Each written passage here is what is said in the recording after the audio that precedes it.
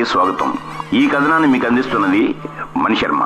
ఆంధ్ర రాష్ట్రంలో యువత ఉపాధికి దారులు మెరుగుపడుతున్నాయా? పెట్టుబడులు పెట్టేందుకు ఇన్వెస్టర్లు మొగ్గు చూపుతున్నారా? కూటమి ప్రభుత్వం అన్నమాటను నిలబెట్టుకోబోతుందా అంటే అవుననే సమాధానం వినిపిస్తున్నాయి. దిగ్గజ పారిశ్రామిక సంస్థ లులు గ్రూప్స్ మళ్లీ రాష్ట్రంలో భారీ స్థాయిలో పెట్టుబడులు పెట్టేందుకు ముందుకొచ్చింది.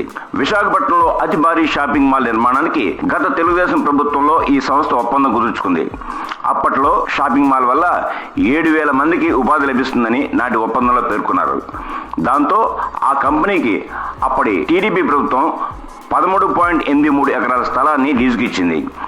2019లో అధికారంలోకి వచ్చిన జగన్ ప్రభుత్వం విశాఖలో లులు సంస్థకు ఇచ్చిన భూముల లీజును రద్దు చేసింది. టీడీపీ ప్రభుత్వం హయాంలో ఒప్పందాలు చేసుకున్న పారిశ్రామిక సంస్థల పట్ల వైసీపీ ప్రభుత్వం విధ్వంసకర కక్షపూరిత వివాదాలకు పాల్పడడంతో అనేక పారిశ్రామిక సంస్థలు పొరుగు రాష్ట్రాలకు పారిపోయాయి. లులు సంస్థ కూడా ఒప్పందాలు రద్దు చేసుకుని రాష్ట్రం నుంచి వెనక్కి వెళ్లిపోయింది. ఇటీవల ముఖ్యమంత్రి చంద్రబాబు మళ్లీ రాష్ట్రంలో పరిశ్రమలను ఆకర్షించేందుకు అహర్నిశలు కృషి చేస్తుండటంతో లులు గ్రూప్ ఇంటర్నేషనల్ సంస్థ మళ్లీ రాష్ట్రంలో పెద్ద ఎత్తున పెట్టుబడులు పెట్టేందుకు ముందుకొచ్చింది. విశాఖపట్నంలో ఇంతకు ముందు టీడీపీ ప్రభుత్వం హయాంలో ప్రతిపాదించిన మెగా షాపింగ్ మాల్ తో పాటు హైపర్ మార్కెట్ల ఏర్పాటు, విజయవాడ, తిరుపతి నగరాల్లో మల్టీప్లెక్స్ల నిర్మాణం, మరోవైపు ఫుడ్ ప్రాసెసింగ్ రంగంలో పెద్ద ఎత్తున పెట్టుబడులు పెట్టేందుకు ప్రణాళికలు సిద్ధం చేసుకుంది.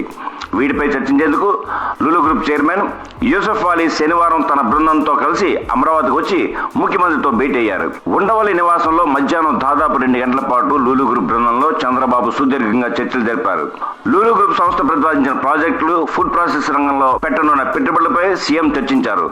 రాష్ట్రంలో పెట్టుబడులను ప్రోత్సహించడానికి తన ప్రభుత్వం తీసుకున్న అత్యుత్తమ నూతన పారిశ్రామిక పాలసీల గురించి సీఎం వివరించారు.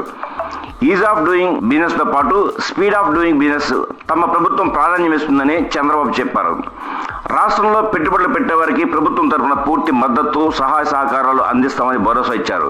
లులు వంటి సంస్థల రాకతో రాష్ట్రంలో పెట్టుబడులు పెట్టే అంశంపై పారిశ్రామికవేత్తల్లో చర్చ జరుగుతుందని, ఇది రాష్ట్రానికి ప్రయోజనకరమని చంద్రబాబు అన్నారు. కాబట్టి సమీప భవిష్యత్తులో ఆంధ్ర రాష్ట్రంలో యువతకు ఉపాధి దొరికే అవకాశాలు మెరుగ్గా కనిపిస్తున్నాయి.